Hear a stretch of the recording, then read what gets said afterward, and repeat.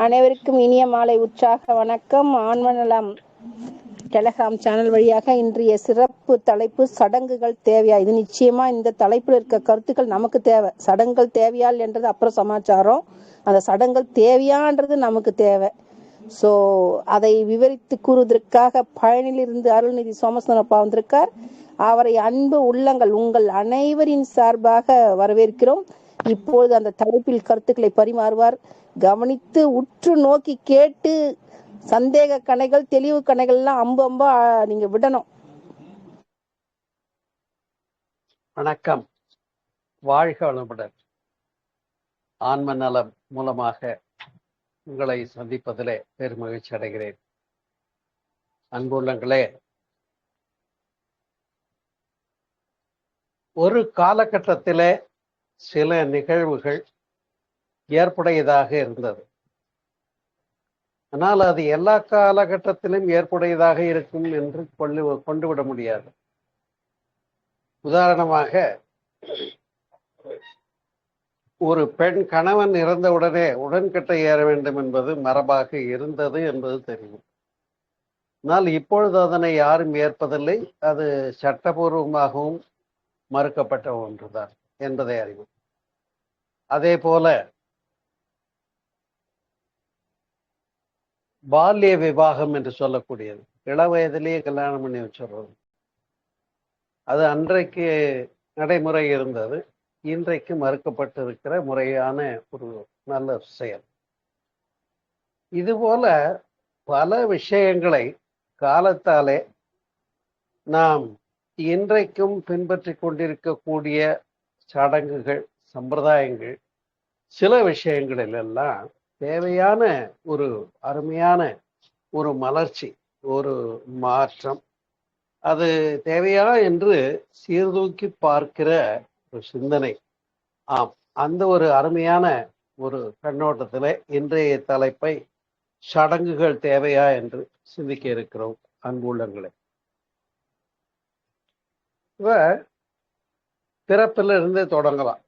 பிறந்த நாள் என்று சொல்லுகிறோம். பிறந்த நாள்ல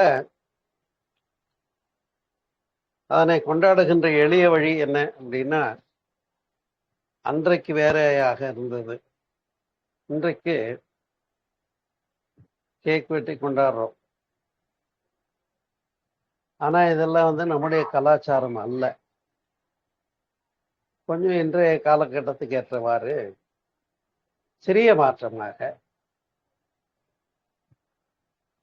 முதியோர் இல்லங்கள், அன்பு இல்லங்கள்ல போய் உணவு கொடை அளிப்பதன் மூலமாக பெருமைப்படுத்துகின்ற ஒரு நல்ல பழக்கத்தை கொண்டிருக்கிறோம். அதே போல கடவுளர் வடிவங்களை பொறுத்தவரையில நிறைய கடவுளர் பெயர்களையும் நிறைய கடவுளர் வடிவங்களையும் வைத்து பின்பற்றுகின்ற நெறியானது அடுத்த ஒரு புதிய சமுதாயத்திற்கு முறையாக நெறிகாட்டுவதாக இருக்காது. எந்த ஒன்றையும் நாம் பின்பற்றுகிற போது இது ஏன், எப்படி, எங்கிருந்து, எதுவாக என்று கேள்வி கேட்க வேண்டும். அதைத்தான் சொல்லுவார்கள், காலத்திற்கு ஏற்ற மாற்றங்களை ஏற்றுக்கொள்ளாத எந்த ஒரு சமுதாயமும் அழிந்துவிடும் என்று சொல்லுவார்கள். ஆம், அதுபோல இது எங்களுடைய பழமை கலாச்சாரம் என்று எல்லாவற்றையும் பின்பற்ற தேவையில்லை. தேவையானவற்றை சீர்தூக்கி சிந்தித்து நாம் தெளிந்து நடவடிக்கைக்கு எடுத்துக்கொண்டு தேவையில்லாதவற்றை மாற்றுவது அதுவே சிறப்புடையதாக இருக்கும் என்பதாகும்.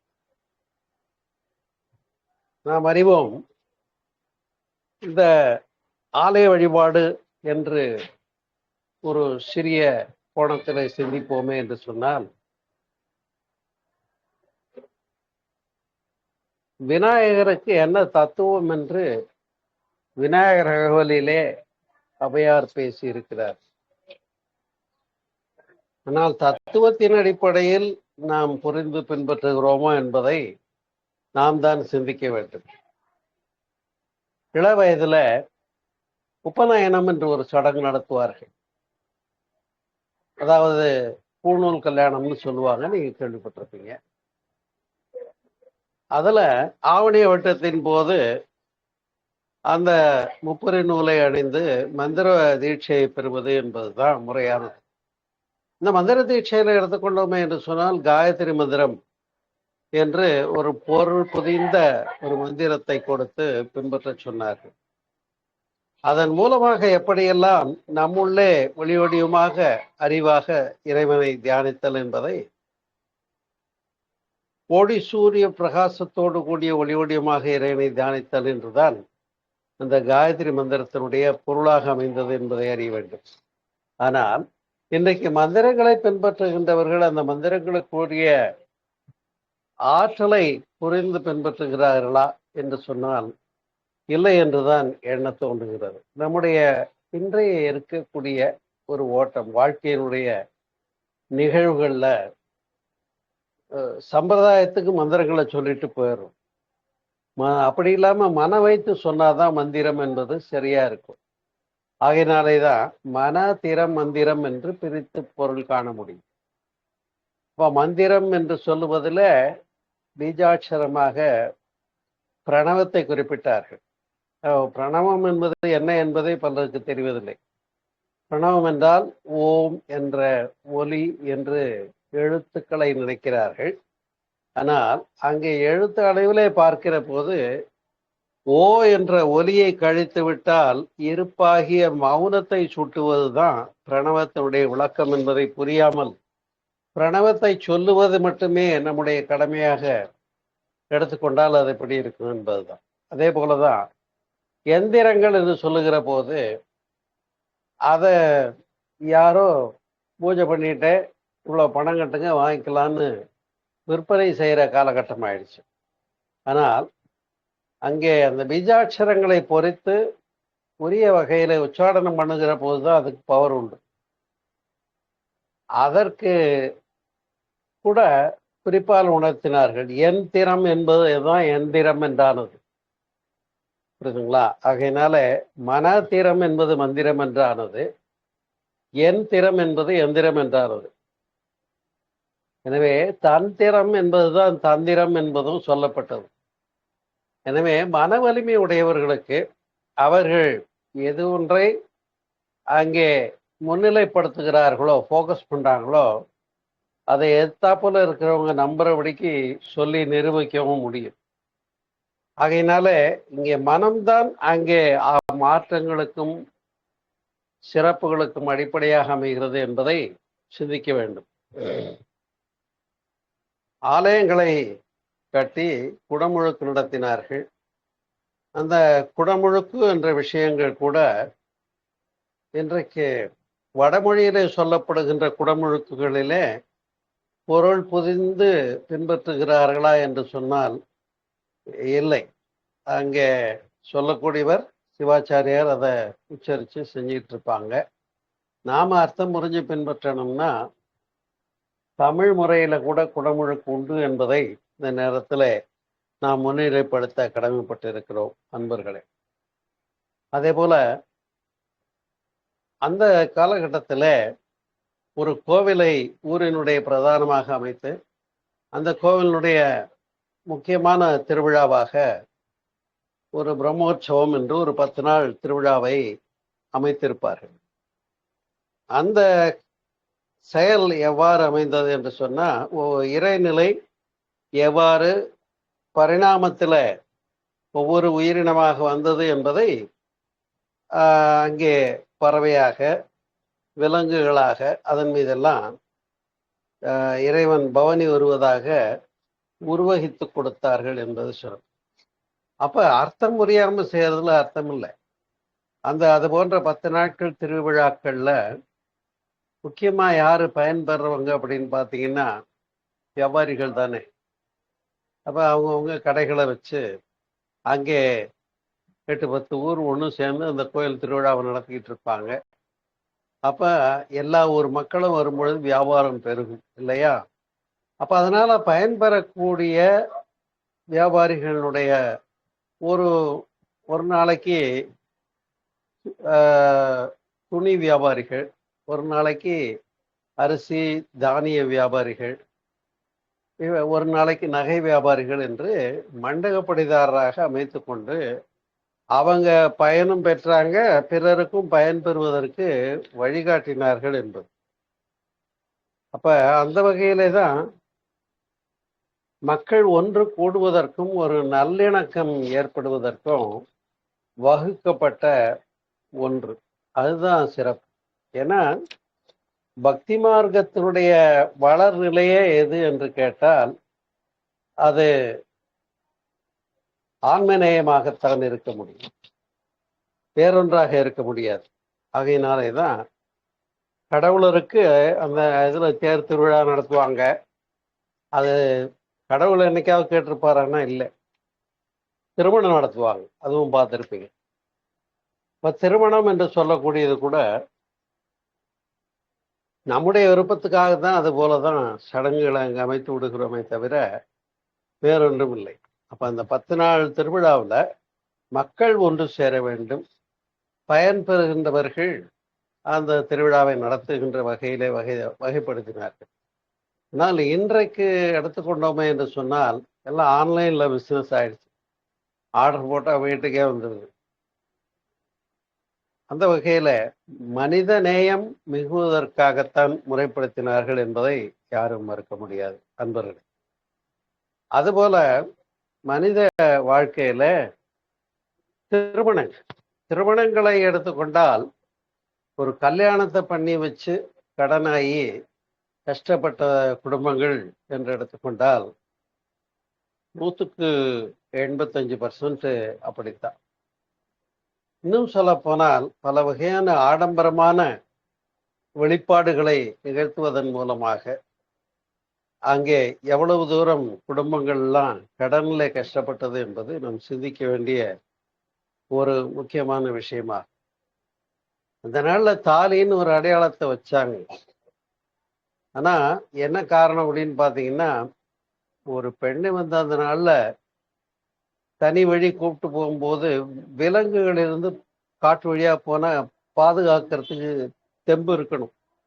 அதை ப்ரூவ் பண்றதுக்காக தான் என்ன சொன்னாங்க, அந்த ஆண்மகன் அந்த பெண்ணை அழைத்து செல்லக்கூடிய அளவுக்கு எபிலிட்டியை நிரூபிக்கணும்னா அங்கே சிறப்பான வகையில தன்னுடைய பலத்தை நிரூபிக்க வேண்டும். அதற்காக காட்டில் இருக்கக்கூடிய விலங்குகளை தன்னுடைய திறமையினாலே பொருது சண்டை போட்டு வெற்றி பெறுகின்ற ஒரு நிலையும், அந்த புலிப்பல்ல கொண்டு வந்து தாலி போல அதை கைத்துல கட்டி அந்த பொண்ணை நீ வாழ்க்கை துணையாக ஏற்றுக்கொள் என்று பண்ணினார்கள். ஆனால் இன்றைக்கு இந்த நகை நட்டு போடுறதுலையும் மற்ற விஷயங்கள்லையுமே எவ்வளவு தூரம் குடும்பங்கள்ல கஷ்டப்படுதுன்றத நம்ம அறிஞ்சிருக்கோம். இன்றைக்கே ஒரு காலகட்டத்தில் ஏதோ ஒரு மணமகன் இல்லற வாழ்க்கைன்னா பொருளாதாரம் வேணும், பொருளாதாரம் இல்லாமல் என்னால் முடியாதுன்னு மறுத்துட்டு போயிருக்கலாம். அப்ப காசி யாத்திரைன்னு பேர் கொடுத்துட்டாங்க. அதுக்கு மாப்பிள்ளை கோச்சிக்கிட்டு போறாருன்னு, அப்புறம் அவரை சமாதானப்படுத்தி கூப்பிட்டு வர்றதுன்னு. இது இன்னைக்கு ஒரு சடங்கா போச்சா இல்லையா? அது மாதிரி தான். அதே மாதிரி மன வாழ்க்கை மேற்கொள்ளுகின்ற போது ஏற்படுகின்ற பொருளாதார இடையூறுகளை சமாளிப்பதற்காகத்தான் பொருளாதார உதவி செய்வதை வரதட்சணையாக படுத்தினார்கள். ஆனால் அது இன்றைக்கு எடுத்துக்கொண்டால் அதுவே பிறரை புண்படுத்துகின்ற தட்சணையாக மாறிவிடுவதை பார்க்கிறோம், இல்லைங்களா? இதே போல ஒரு பெண்ணை அந்த மணமகனுடைய சகோதரியர்கள் சென்று நலங்கு வச்சு அழைப்பதுன்னு வச்சிருப்பாங்க. அதெல்லாம் என்னன்னு கேட்டா, ஒரு உடற்குறை இல்லாமல் நோய் இல்லாமல் ஆரோக்கியமா இருக்காங்களான்றது வெரிஃபை பண்ணிக்கிற விஷயம்தான். அதுபோல ஒரு சடங்காக மாறியது. இன்னும் சொல்ல போனா இன்றைக்கெல்லாம் ஒரு கல்யாண வீட்டுல இருந்து கல்யாண பத்திரிகை கொடுத்துட்டாங்க அப்படின்னு சொன்னா, அடாடா கல்யாணத்துக்கு போயாகணுமேன்றதே ஒரு சுமையா நினைச்சு போனா அவங்களுக்கு எதுவும் மரியாதையா நாம கவர்ல வச்சு பணம் கொடுத்துட்டு வரணுமேன்ற ஒரு காரணத்துக்காகவே திருமணங்களை எண்ணி மிரள்கின்ற அளவுக்கு குடும்பங்களுடைய நெருக்கடிகளும் அமைந்திருக்கிறது என்று சொன்னால் மிகையாகாது. ஆகையினாலே இந்த மொய்யெழுதுற பழக்கம் அப்படிங்கிறது கூட என்னன்னா, அந்த திருமண செலவை ஏற்க சிரமப்படுகின்ற குடும்பத்தாருக்கு உதவுகின்ற வகையிலே தான் அமைத்தார்களே தவிர அதுல கட்டாயம் என்பது எதுவுமே கிடையாது என்பதை நாம் அறிவோம். அதே போல திருமண சடங்குகள்ல மிக ஒரு அழகானதும் முறையானதும் முக்கியமானது என்னன்னா, அந்த மணமக்கள் அந்த ஹோமகுண்டத்தை சுற்றி வந்து சப்தபதி மந்திரம் என்று சொல்லுவார்கள். ஐயர் சொல்லுவாரு. அதை அவங்களும் சொல்றதாக அர்த்தம். ஆனா இன்னைக்கு எத்தனை பேருக்கு அது புரியும்ன்றது நம்ம யோசிக்க வேண்டிய ஒன்று. இந்த சப்தபதி மந்திரத்துல எதனை பிரதானப்படுத்துகிறார்கள் என்று சொன்னால், இந்த மணமகன் என்ன சொல்றான் அப்படின்னா, பெண்ணை பார்த்து உன்னுடைய வாழ்க்கையில இணைந்து உன்னுடைய எல்லா இன்பத்திலையும் துன்பத்திலையும் நான் பங்கேற்க தயாராக இருக்கிறேன் என்று உறுதிமொழி கூறுகிறார். அதே போல இந்த பெண்ணும் என்ன சொல்றாருன்னா, அந்த திருமணம் பண்ணி போற ஆடவனிடத்துல என்னுடைய வாழ்நாள் முழுவதும் உன்னோடு உன்னுடைய எல்லா இன்பங்களிலும் துன்பங்களிலும் சமமாக பங்கு கொள்ளுகிறேன் என்று உறுதிமொழி கூறுவதுதான் இது. ஆனா இப்ப இப்படித்தான் சப்தபதி மந்திரம் சொல்லணும்னு எத்தனை பேருக்கு தெரிஞ்சிருக்குங்கிறது ஒரு சிந்திக்க வேண்டிய விஷயம் ஒண்ணு. ரெண்டாவது, அதே அர்த்தம் தெரியாம இப்படி ஒரு கல்யாணத்தை சடங்கா நடத்தி விட்டு பாத்தீங்கன்னா, ரொம்ப ஒரு குறுகிய காலத்துல வித்தின் 1 இயர் கூட டைவர்ஸ் வாங்கிட்டு போயிடுறாங்க. அப்ப இப்ப கஷ்டங்களே பங்கு பெறுகிறேன் என்று சொல்லுகிற உறுதிமொழிக்கு என்ன அர்த்தம் ஆச்சு பாருங்க. அப்ப இது பூரா சடங்குகளாக மாறிவிட்டது என்பதை நாம் மறுக்க முடியாது. ஆகையினால திருமணத்துல நிறைய ஆடம்பரம் கருதி உணவு வகைகளை வீண் பண்ணுவாங்க. அது தவிர்க்கப்பட வேண்டிய மிக முக்கியமான ஒன்று. உண்பது என்பது வயிற்றுக்கு ஏற்றவாறு உண்ண வேண்டும். அது ஆடம்பரத்திற்காக நடத்தப்படுவதாக இருக்கக்கூடாது. இப்படி எல்லா சடங்குகளுமே எளிமைப்படுத்த வேண்டும் என்ற கண்ணோட்டத்திலே தான் அருட்தந்தை யோகிராஜ் வேதாத்திரி மகரிஷி அவர்களும் உலக பொது அருள்நெறி சமயம் என்ற தலைப்பில ஒரு புதிய சமயத்தை கும்பகோணத்தை அடிப்படையாக வைத்து நிறுவினார்கள். அதனிலே மன்ற முறை திருமணம் என்று சடங்குகளை தவிர்த்து பாருங்க, அங்க எந்த சடங்குகளும் இருக்காது. அப்பா அம்மா அங்க வந்து முன் நிற்பாங்க, அவங்க ஒப்புதல் சொல்லுவாங்க, சபையோர் வாழ்த்துவாங்க, அங்க உறுதிமொழி ஏற்பார்கள். அந்த பெண்ணும் அந்த ஆடவனும் உறுதிமொழி ஏற்பார்கள். நான் வந்து வாழ்க்கை துணையாக ஏற்றுக்கொள்கிறேன் என்று உறுதிமொழி ஏற்பார்கள். ஒரு அடையாளத்துக்கு வேணா மோதிரம் போட்டுக்கிறோம். அதாவது பெண்ணின் உருவம் பொதித்த மோதிரத்தை ஆண் போட்டுக்கிறதும், அந்த கணவனுடைய உருவம் பொதித்த மோதிரத்தை பெண் போட்டுக்கிறதும் போதுமானது. இப்ப இந்த தாலி போன்ற சடங்குகள் தேவையில்லை என்பதை புரிந்து கொள்ள வேண்டியிருக்கிறது. இப்படி எத்தனையோ திருமணத்தினுடைய சடங்குகள் எல்லாம் இன்றைக்கு தேவையில்லாத விஷயங்களை நாம் நடைமுறை பழக்கத்திலே அமைத்துவிட்டு இப்படி கல்யாணம் பண்ணி கடன் வாங்கி கஷ்டப்பட்ட குடும்பங்கள் நொடிச்சு போனது, அதனால துன்பப்பட்டவர்கள் என்பதை நாம் விவரமாக சிந்தித்து உணர வேண்டியிருக்கிறது. இதைத்தான் வேதாத்திரி மகரிஷி அவர்கள் சொன்னார்கள், சிக்கனம் சீர்திருத்தம் சிந்தனை என்று சொன்னார்கள். நாம் சிந்திக்க வேண்டும். அப்ப அதுல ஒரு சீர்திருத்தங்களை மேற்கொள்ள வேண்டும். சிக்கன நடவடிக்கையாகவும் இருக்க வேண்டும். சிக்கனம் சீர்திருத்தம் சிந்தனை என்று சொன்னார்கள். எனவே இந்த ஒரு மாற்றம் காலத்தினாலே சமுதாயத்திலே மலர வேண்டி இருக்கிறது, சந்தேகமே இல்லை, இல்லைங்களா? இன்னும் சொல்ல போனா, இன்னார் மகன் இன்னாராகிய நானும், இன்னாருடைய மகள் இன்னாராகிய நானும், நாங்கள் இருவரும் மன வாழ்க்கை மேற்கொண்டோம் என்று தெரிவித்துக் கொள்ளுகிறோம்னு கம்யூனிகேட் பண்ணிடலாம். புரியுதுங்களா? இப்ப எல்லாம் ஏகப்பட்ட செலவுகளை எடுத்து விட்டுக்கிறாங்க, கஷ்டப்படுறாங்க. அப்படி ஒரு அறிவிப்பு அனுப்பிச்சிடலாம். ஸோ இவங்க வந்து கல்யாணம் பண்ணிக்கிட்டாங்க அப்படிங்கிற தகவல் போட்டா விருப்பப்பட்டவங்க வீட்டுக்கு போய் ஒரு நாளைக்கு கிஃப்ட் பண்ணிட்டு பார்த்து ப்ளஸ் பண்ணிட்டு வந்துடலாம். அப்போ எவ்வளவு எளிமையாகவும் சிறப்பாகவும் இருக்கு பாருங்களேன். அதனால திருமணங்கள்ல அந்த சடங்குகளை தவிர்த்து எளிய முறை இன்றைக்கு பின்பற்றப்பட வேண்டும் என்பது நாம் சிந்திக்க வேண்டிய ஒரு ஆழமான ஒரு பொருள் தான் என்பதில் ஐயப்பாடு இல்லை. அதே போல அந்த நாள்ல சொர்க்கம் நரகம்னு சொன்னாங்க. சொர்க்கம் நரகம்னா ஒரு புண்ணியம் பண்ணவங்க சொர்க்கத்துக்கு போவாங்க, பாவம் பண்ணவங்க நரகத்துக்கு போவாங்கன்னாங்க. ஆனா அப்படி ஒன்றும் மேல சொர்க்கமோ நரகமோ தனியா அமைக்கப்பட்டு இருக்கவில்லை என்பதுதான் உண்மை.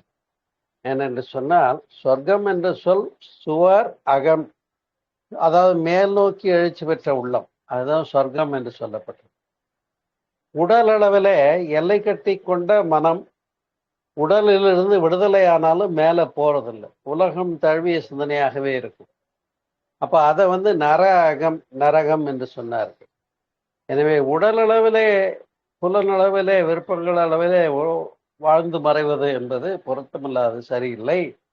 மேல் நோக்கி எழுச்சி பெற்ற உள்ளமே இங்கே ரிட்டர்னிங் வேவ்ஸா இல்லாம அது இறைநிலை நிலையை சென்று சேரும் என்ற காரணத்தினாலே தான் அதை சொர்க்கம் நரகம் என்று பிரித்து காட்டினார்களே தவிர, மற்றபடி சொர்க்கத்துக்கு போனா தேவதையெல்லாம் கூப்பிட்டு போவாங்க, நரகத்துக்கு போனாக்கா அங்க பண்ண பாவங்களுக்காக எண்ணெய் குப்பரையில போட்டு புதைச்செடுப்பாங்க அப்படின்னு சொன்னா, இதெல்லாம் இன்றைக்கு எவ்வளவு தூரம் நம்ம பொருத்தமில்லாத கதைகளை பேசிக்கொண்டிருக்கின்றது நாம் நன்றாக உணர்ந்த ஒரு விஷயம்தான்.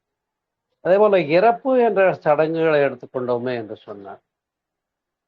அதாவது பிறக்கிற போது என்ன ஒரு கோள்களுடைய அமைவு இருந்ததோ அப்ப அதான் இங்க பிரிச்சு விடுறது தான்.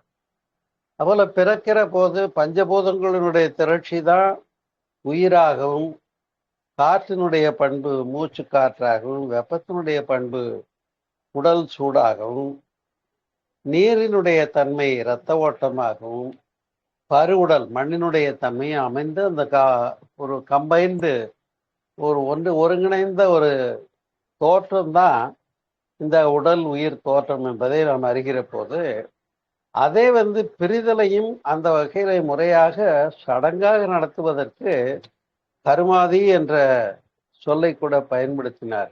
உண்மையிலேயே கருமாதி என்பதை யாரோ ஒருத்தர் அங்க பண்ணிக்கிட்டு இருப்பாரு, அது அர்த்தம் தெரியாம இவங்க எல்லாம் அட்டன் பண்ணிட்டு வருவாங்க. அதுதான் இன்னைக்கு வரைக்கும் நடந்துட்டு இருக்கு.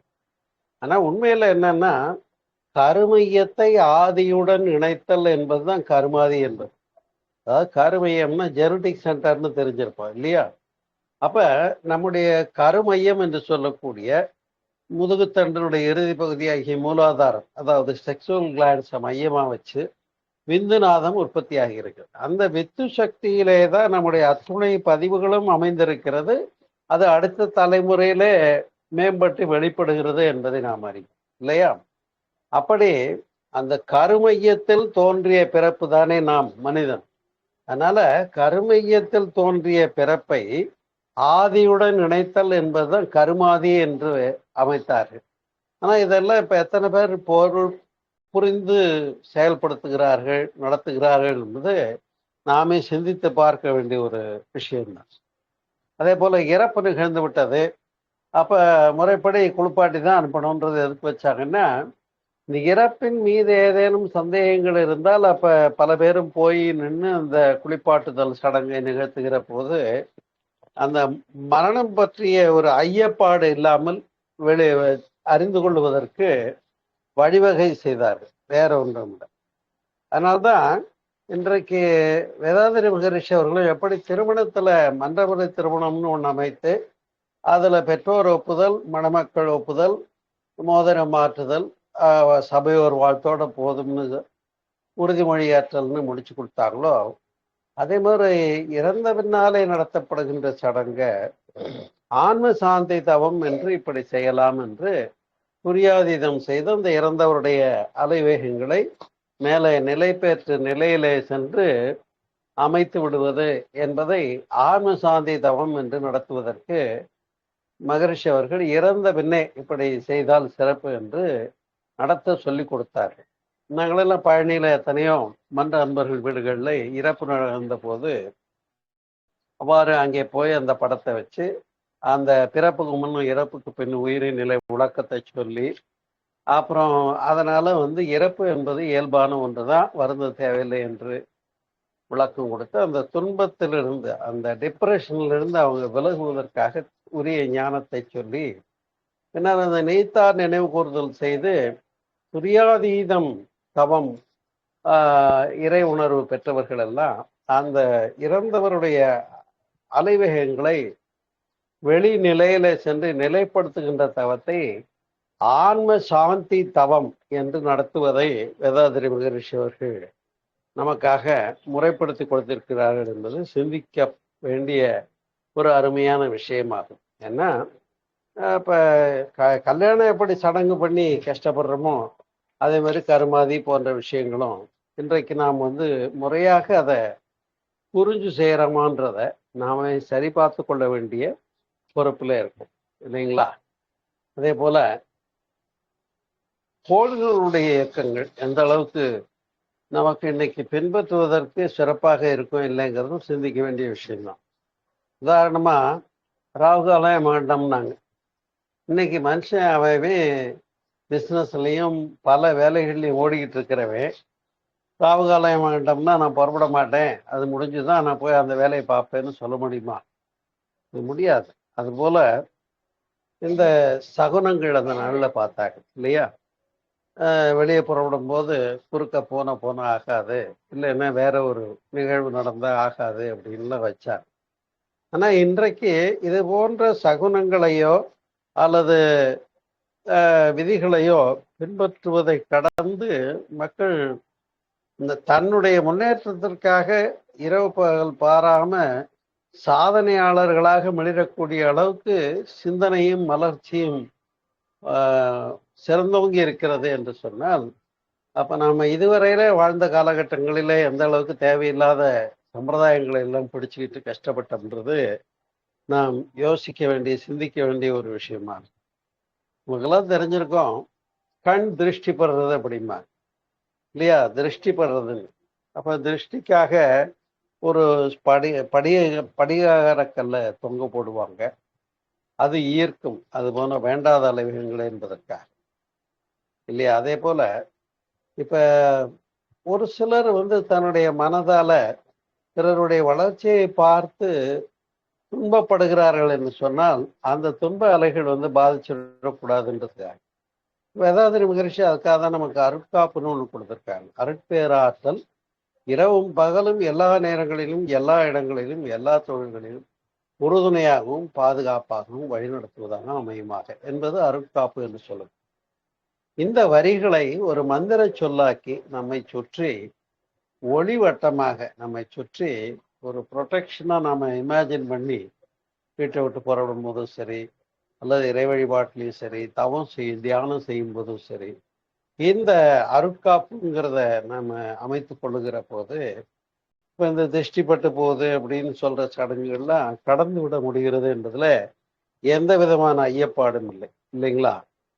அதே போல இந்த காலகட்டத்தில் தொழில் சார்ந்த ஒரு வாழ்க்கை முறையை வலியுறுத்தினார்கள். எப்படி ஐவகை நிலங்கள்னு பிரிச்சாங்க, அங்கே வாழக்கூடிய மக்கள் அதுக்குரிய கலாச்சாரம் இருந்தது. அதே போல பிராமண, சத்திரிய, வைசிய, சூத்திர என்று 4 வகை பிரிவுகளை சொன்னார்கள். அதுக்கு பேரு வர்ணாசிரம தர்மம்னு பேர் வச்சாங்க, புரியுதுங்களா? அதுல பிராமணர் அந்தணர் என்பவர் அறவோர் என்று சொல்லி அவங்க பிரம்மத்தை உணர்ந்தவர்கள் பிராமணர் என்பதற்காக சொன்னாங்க. அப்ப அவங்க டீச்சிங் ப்ரொஃபஷன், கல்வி சொல்லிக் கொடுக்கறது, பக்தி பூர்வமான ஆன்மீக பூர்வமான விஷயங்கள், அறிவுபூர்வமான விஷயங்களை அதை சொல்லிக் கொடுக்கிற ஆசிரியர் குரு ஸ்தானத்தை நடத்துபவர்களாகும்.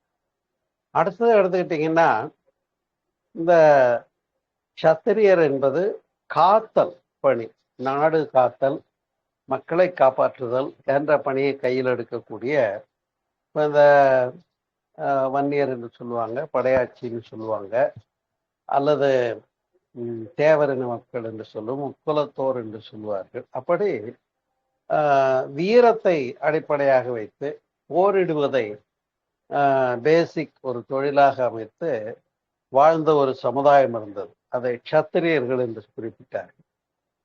இன்னொன்று என்னன்னு கேட்டா, தேவையான விளைபொருள்களை எல்லாம் எல்லா ஊர்ல இருந்தும் தொகுத்து கொண்டு வந்து வச்சு இங்கே வியாபாரம் செய்யவும், மக்களுக்கு என்ன தேவையோ அது எங்க எந்த விளைபொருள் இருக்கோ அதை கொண்டு வந்து இங்கே மக்களுக்கு தேவையான போது பிரசன்ட் பண்ற வைசியர் என்று சொல்லக்கூடிய, அது செட்டியார்னு சொல்றோம் இல்லையா, அதை வந்து 3வது வர்ணாசிரம தர்மத்துல பிரித்தார்.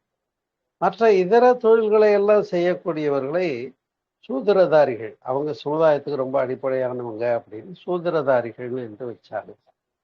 ஆனா இப்ப இந்த ஒரு 4 பிரிவுகள் என்பது, அன்றைக்கு ஒரு தொழில் என்பது கல்லாமல் பாகம்படும்.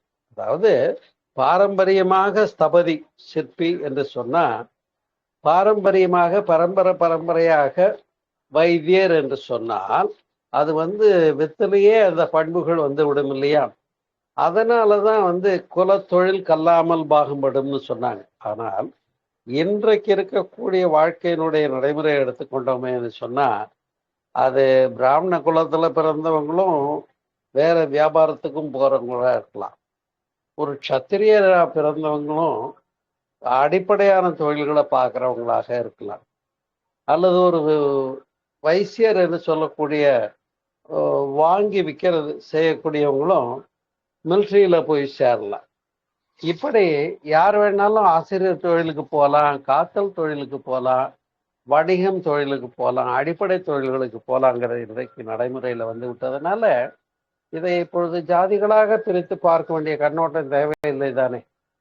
அதெல்லாம் நம்ம அடுத்த ஜெனரேஷனுக்கு சொல்லிக் கொடுக்க தயாரா இருக்கும், சொல்லி கொடுத்துட்டு தான் இருக்கோம். இருந்தாலும் இது போன்ற ஒரு மாற்றங்கள் எல்லாம் தேவைப்படுகிறது சமுதாயத்துல, புரியுதுங்களா. அதனால கல்யாணம்னா ஒரு அறிவிப்பு கொடுத்துட்டு மோதிரத்தை மாத்திட்டு பெற்றோர் ஒப்புதலோட இவங்க உறுதிமொழி கொடுத்து கல்யாணம் பண்ணிக்கிறது. இப்படி கோயில்கள்ல கூட பாத்தீங்கன்னா சிறு தெய்வங்களுக்கு வழிபாடுகளை அதிகமாக்கி விட்டோம். பாத்தீங்கன்னா காளி, கூலி, வீர, சூர, கருப்புச்சாமி இல்லையா, இப்படி பல பெயர்களாலே தெய்வங்களை அமைத்து அது பலி கொடுக்கிற அளவுக்கு போயிட்டோம். வேற அதுதான் அங்க ஒரு பெரிய தவறாகிவிட்டது.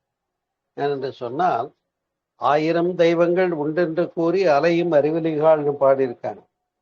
என்ற ஒன்றே குலம் ஒருவனே தேவன் என்று அறிந்திருக்கிறோம். ஆனா இன்றைக்கு நாம காவல் தெய்வங்களாக கிராமங்கள்ல வச்சாங்க, குல தெய்வங்களாக அந்தந்த சாராருக்கு அமைத்து கொண்டார்கள் இல்லைங்களா. அப்ப கற்புடைய பெண்டரை கூட வழிபாட்டுக்குரியவர்கள கண்ணை வழிபாட்டை பற்றி நாம் அறிந்திருக்கிறோம்.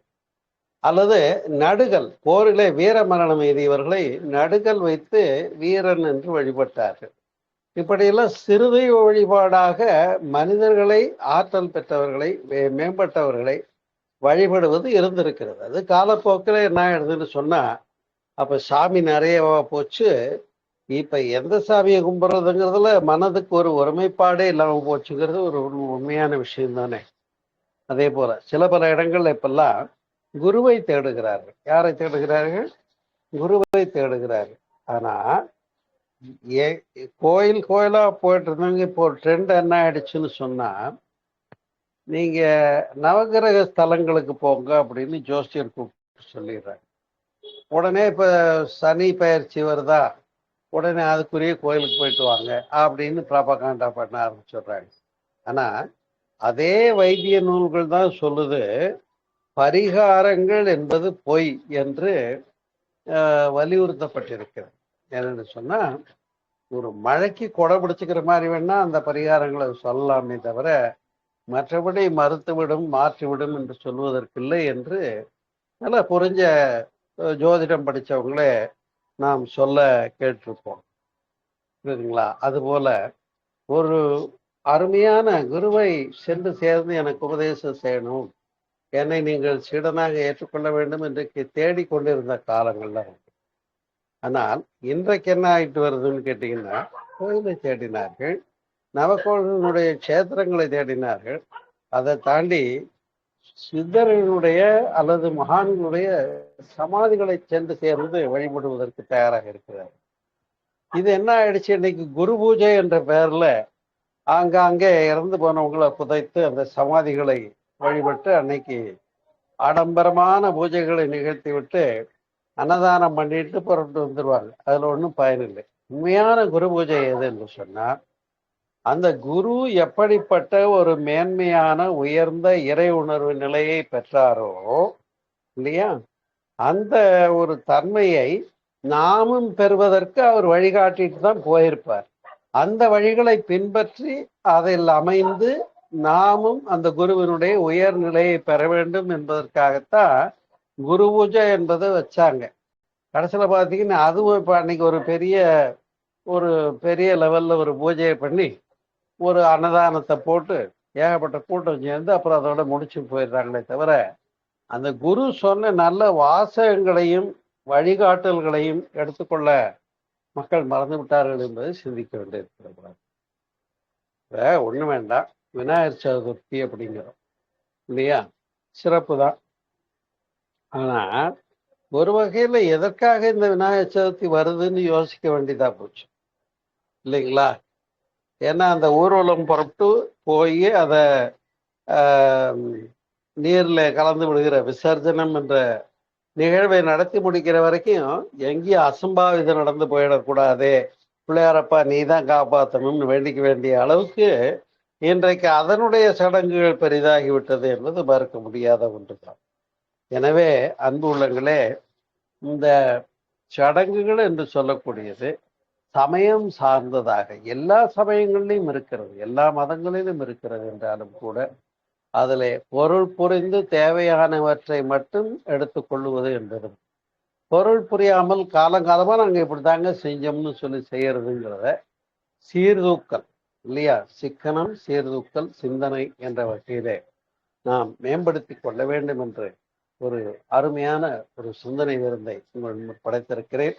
இதனை எங்கள் நல்ல முறையிலே பயன்படுத்தி சிந்திப்போம், தேவையான மாற்றங்களை நடைமுறை வாழ்க்கையிலே கொள்ளுவோம் என்று கூறி இந்த இணைப்பின் மூலமாக உங்களோடு சடங்குகள் தேவையா என்ற பொருளிலே சிந்திப்பதற்கு ஒரு வாய்ப்பு கிடைத்தமைக்கு மகிழ்ச்சியோடு இணைந்த உங்களை அன்பு உள்ளங்கள் அனைவரையும் வாழ்க வளமுடன் வாழ்க வளமுடன் வாழ்க வளமுடன் என்று கூறி வாழ்த்தி அமைகிறேன். நன்றி, வணக்கம். வாழ்க வளமுடன். ஏதாவது கேள்வி இருந்தா சொல்லுங்க ஐயா. இப்போ சடங்குகள் அந்த இது முக்கியமான, அதான் அனாவசியமா ஃபாலோ பண்றோம்னு சொன்னீங்க இல்லைங்களா? அது வந்து இப்போ நம்ம கோவிலுக்கு போயிட்டு வரோம், வீட்டுல விளக்கேத்துறோன்றதெல்லாம் அந்த அனாவசிய சடங்குல வராது இல்லைங்க? அப்ப அது வராது. இறை வழிபாடுங்கிறதுல மன ஒருமையோடு கூடிய ஆர்ப்பாட்டம் இல்லாத வழிபாடுதான் நாம எடுத்துக்கொள்ள வேண்டும். அதுல எங்கெல்லாம் பொருளாதாரம் தழுவி பெருமைக்காக செய்கின்ற செயல்கள் எல்லாம் அங்கே நடைமுறையிலே கொள்ளுவதற்கு தேவையில்லை என்பதுதான், வேற ஒன்றும் இல்லை. இறை வழிபாடு என்பதே மன ஒருமைக்கு தானே. அப்போ அந்த இடத்துல போய் ஏகப்பட்ட ஒரு ஆடம்பரங்களையும் வழிபாடுகளையும் நிகழ்த்தி கொண்டிருப்பது என்பது பொருந்தாத ஒன்றுதான் என்பதில் எந்த ஐயப்பாடும் இல்லை. ஆலயம் என்பதே ஆன்மால் அயம்பெறுவதற்கான இடங்கள் தான் ஆலயங்கள். ஒரு புத்த விகாரத்துக்கு போங்க, அங்க அமைதியான பிரேயர் இருக்கும். ஒரு சர்ச்சுக்கு போங்க, அங்க அமைதியான பிரேயர் இருக்கும்.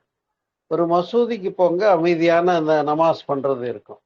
ஆனா நம்ம கோயில்களுக்கு பழனிமலைக்கு இங்க வந்து பாருங்க, எங்க ஊருக்கு அந்த நாள்ல தான் ஏண்டா கோயிலுக்கு போறோம்னு இருக்கும். டமாரங்களை போட்டு அடிச்சு நவுத்தி இல்லையா, போடாத ஆட்டம் போட்டு அதிரடியா பண்ணிடுறாங்கன்னு போது நம்ம இதெல்லாம் புரிஞ்சு காலத்துக்கே மாற்றங்களை கொண்டு வரணுங்கிறத இன்னைய சிந்தனையாக சிந்திக்கணும், வேற ஒண்ணு சரிதானே.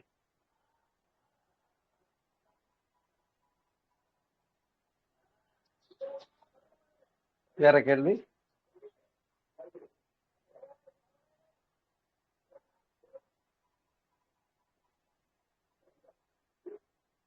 பேசணும்னா பேசணும்.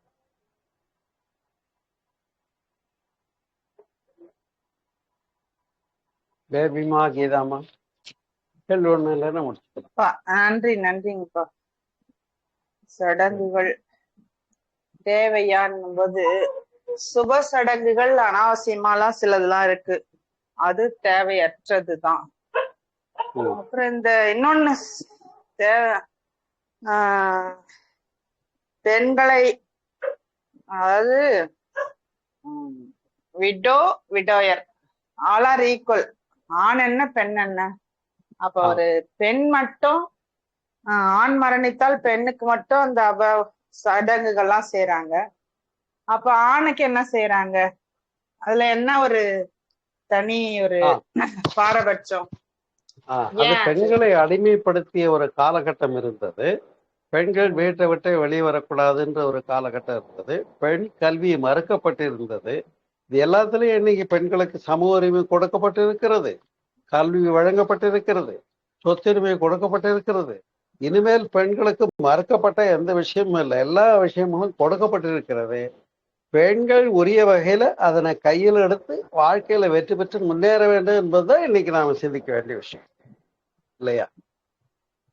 அது கரெக்டுப்பா. இப்ப கூட பெண்கள்னாக்கா விடோன்னு சொன்னா நம்ம தெருவுல எதிர்கொண்டா நம்ம என்னெல்லாம் பேசுறோம். ஆனா இதோ ஒரு விடோயர்னா தெரியுதா? அப்ப அவர் அபசகுனம் கிடையாதா? அதான் அந்த வேறுபாடுகள்லாம் இப்ப தேவையில்லைங்கிறதா என்னைய தலைப்பினுடைய முக்கியத்துவம். ஆமா, அதாவது அன்றைக்கு விதவா விவாகம் கூடாதுன்னு இருந்தது, அது பழைய சடங்கு. அதை இப்ப விட்டு என்ன பண்றோம், விதவா விவாகம் ஒண்ணும் தப்பு இல்லை பண்ணிக்கிட்டோம், அப்புறம் அந்த பொண்ணு தன்னை எப்படி நடத்திக்குவா, புரியுதா? அப்ப அந்த சடங்குகள் எல்லாம் விட்டு விட்டு அவங்க தன்னுடைய குழந்தைகளையும் குடும்பத்தையும் காப்பாத்துறதுக்கு தொழில இறங்கி அவங்க சமுதாயத்துல ஆணுக்கு பெண் சரிநிகர் சமானமாக செயல்படுவதற்கு அனுமதிக்கப்பட்ட காலமாக இருக்கிறது என்பது உரிய மாற்றம். கண்டிப்பா. நிச்சயம். இந்த நிச்சயதார்த்தம், ஒரு லவ் மேரேஜ் நடக்குது, இரு வீட்டார் ஒத்துக்கிறாங்க. அப்புறம் ஒரு நிச்சயதார்த்தம் ஒரு எல்லாரையும் ஊரை கூட்டி உலகத்தை கூட்டி கல்யாணம் தான் பெருசா பண்றாங்க. நிச்சயதார்த்தம்ன்றது ஒரு தேவையற்ற சடங்கா நானு நிறைய செலவு. கல்யாணம் பண்றாங்க, அப்புறம் ரிசப்ஷன் பண்றாங்க, அப்புறம் வளகாப்பு பண்றாங்க இல்லையா, பிரசவம் பாக்குறாங்க. ஆக மொத்தத்துல இது கடை வாங்கி அந்த சடங்குகளை பண்டிகைன்னா சந்தோஷப்பட்ட காலம் ஒண்ணு இருந்தது இல்லைங்களா? ஆனா இன்னைக்கு ஒரு பொங்கலோ தீபாவளியோ வருதுன்னா, ஐயோ ஏண்டாப்பா வருது, இதுக்கு செலவு பண்ண மேற்கொண்டு காசு இல்லையேன்னு கஷ்டப்படுற குடும்பங்களை பற்றி தெரிஞ்சிருக்கும் இல்லையா? அவ்வளவு சமைக்கிறது சாப்பிடறதோட நினைச்சு. அப்புறம் பொங்கலுக்கு தான் துணிமணி, தீபாவளிக்கு துணி ட்ரெஸ் கூட கிடையாது, புது ட்ரெஸ் நிறைய வீடுகள்ல கிராமங்கள்ல அந்த மாதிரி போயிட்டு இருந்த நிலை இப்ப ஒவ்வொரு விஷயத்திலுமே சீர்தூக்கி தேவையானதை எடுத்துக்கிட்டு தேவையில்லாத ஒதுக்கிறது தான் இணைய தலைப்பினுடைய சிந்தனை விருந்தினுடைய நோக்கம். நேரம் சீர் செய்யறதுக்கே மத்தவங்களுக்கு ஒருத்தர் சம்பாதிக்க வேண்டியது பத்தல, அதுக்கு ஒரு பெரிய தொகையை ஒதுக்க வேண்டியதா இருக்கு. மேக்கப் பொண்ணுதான் அலங்காரம் பண்ணு, இப்ப எல்லாரும் கல்யாணத்துக்கு போறவங்களும் அலங்காரம் பண்ணிக்கிறாங்க, அதுக்கு பெரிய தொகை ஆகுது. இதெல்லாம் தேவையற்ற சடங்குகள், ஆடம்பர திருமணங்கள், ஆடம்பரம் செலவுகள்.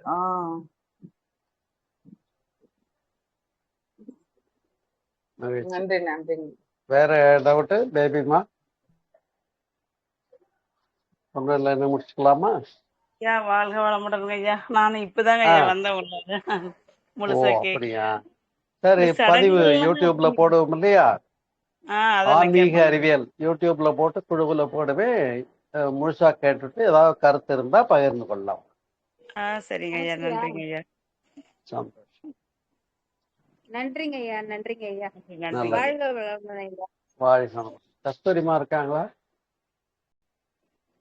இல்லைங்க ஐயா, அவங்க இல்ல, அவங்க இப்ப இருந்தாங்க, வெளியே போயிட்டாங்களா. முடித்து கொள்ளலாமா? சரிங்க ஐயா. நல்ல ஒரு தலைப்புல ஆழமாக சிந்தித்தோம். இந்த சிந்தனைகள் எல்லாம் சமுதாயத்துக்கு தேவையான ஒரு மாற்றங்கள் தான். அதனால்தான் ஏன் என்ற கேள்வி கேட்காமல் வாழ்க்கை இல்லைன்னு சொன்னாங்க.